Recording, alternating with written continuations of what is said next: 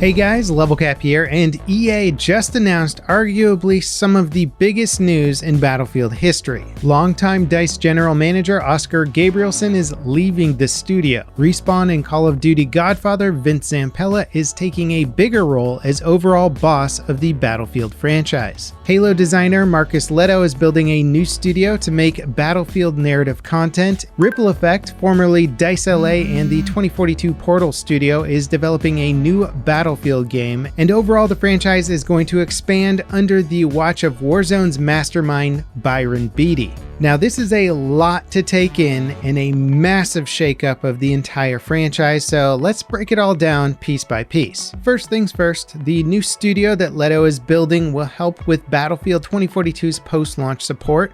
That support and Ripple Effect will continue expanding and improving 2042 while also working on future Battlefield experiences. These future experiences will build on 2042's framework with more narrative content. There's no hard facts or details about what these future experiences will be though. They could be small single-player games, battle royales, new multiplayer modes entirely. Nothing is really clear right now. What we do know is that they will be part of 2042's live service content.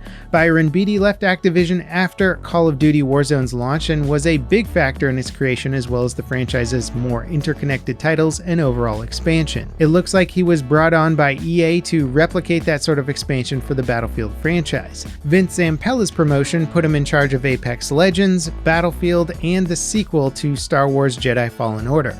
Under his leadership, Apex has become EA's most successful game ever, and Fallen Order was one of the most well-reviewed and popular Star Wars titles in recent history. It's unclear what he'll be doing with Battlefield aside from expanding the number of devs working on the franchise. DICE and EA have hinted at free-to-play Battlefield games or content that is in the works, and Zampella's statement following the promotion is that EA is exploring every possibility. In the immediate future, DICE and EA are focusing on fixing Battlefield 2042. Beatty says they need to do what is right for our players and our game. Now, as for Oscar Gabrielson's departure, it's a big change for the studio. He's been with DICE for 13 years and was general manager for much of that time. Under his direction, we got Battlefield 1, Battlefield 5, and Battlefield 2042, plus the Star Wars Battlefront games. He was also the person that pitched Battlelog for Battlefield 4. Gabrielson will stay at DICE until 2022 to help their new GM, Rebecca Kutaz, take over the role. EA also revealed some new content coming to Battlefield 2042 in its first seasonal update coming next year. We're getting a new map called Exposure, a new specialist, and a time-limited 64-player mode on PC and next-gen consoles. Now, what does all of this mean? It's frankly a ton of information to digest, and I'm just beginning to wrap my head around it. EA did put a big emphasis on the idea of an interconnected universe, a future with multiple titles in the wild at once that all kind of loop together to create a bigger universe worth of content. And that does track with Beatty's involvement in the Call of Duty franchise. Warzone's free-to-play success kickstarted a whole new era of interconnected Call of Duty games, and while it's been something of a mixed bag for players, it's been undeniably a massive success. Warzone is Call of Duty's most played title to date, and the franchise's revenue is shattering past records. The prospect of Battlefield getting a free-to-play Battle Royale mode is a big takeaway from this announcement. Firestorm was a solid concept, but due to it being locked behind a paywall, it didn't get good adoption, and then the devs basically abandoned it before fixing some of the bigger issues. Reviving Firestorm or something like it as a modern military battle royale experience with improved gameplay and making it free to play sounds like it could be a big win for the franchise. And I'm sure many players will be divided on that point since Battlefield's never really been about battle royales, and certainly battle royale fatigue has set in years ago, but as somebody who still is a fan of battle royales and the Battlefield franchise, I really think that they could have done so much better with Firestorm had they just given it the proper support and the proper sales model. Now, a big part of this announcement is heavily focused on narrative content. And I guess the question is, well, how many Battlefield players are really invested in narrative content? It seems like most people play Battlefield games mainly for the multiplayer, especially with 2042 not having a single player.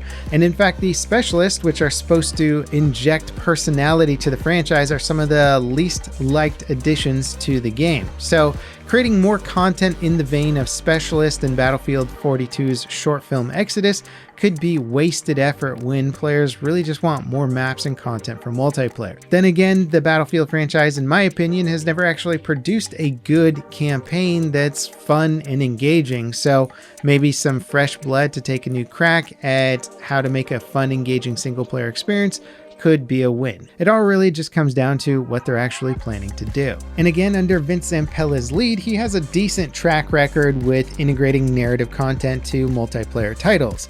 Titanfall 2 has one of the better single-player FPS campaigns around, and all of that narrative content in the game served as the template for Apex Legends.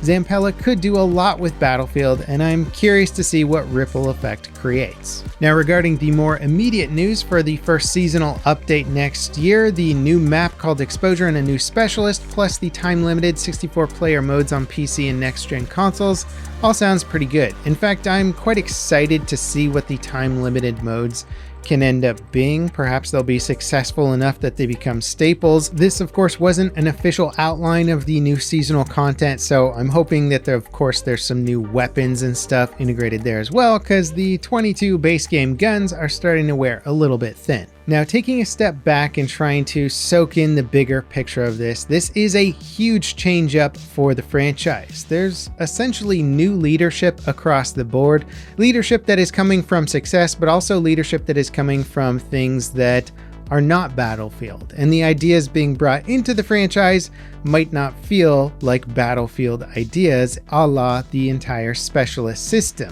I'm willing to bet a good amount of money that the idea for Specialist didn't come from the core Battlefield team, and in fact was brought on by some of the new talent leading the studios. I gotta say, things do feel quite weird right now, because many of the top level producers that I have known over the years, for the past 10 years or so, that have been in charge of making Battlefield essentially, have left the studio since Battlefield 5, and now we've got all this brand new talent. It is a little bit freaky in that it seems like the franchise could honestly do anything at this point, and I have a feeling a lot of big changes are coming that are not going to feel exactly like Battlefield-esque changes.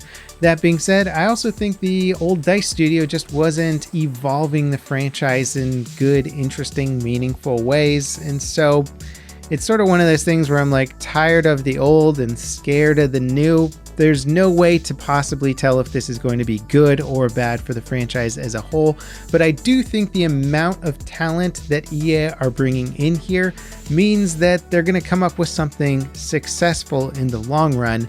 It's just a matter of, is that successful product still going to feel like a Battlefield game, or is it going to feel like Battlefield meets Call of Duty? I think the best way to sort of gauge how it's going to go is follow the support of 2042. It's all under the umbrella of the new leadership now, so the type of content we're going to get, are getting, should be indicative of what's in the future. Let me know what you guys think in the comments. This is, again, a huge bit of news, a massive shakeup for the whole franchise. Are you guys freaked out? Are you excited? Do you think good things are coming, bad things are coming? Let me know in the comments. Thanks for watching, and I'll see you next time. This is Level Cap signing off.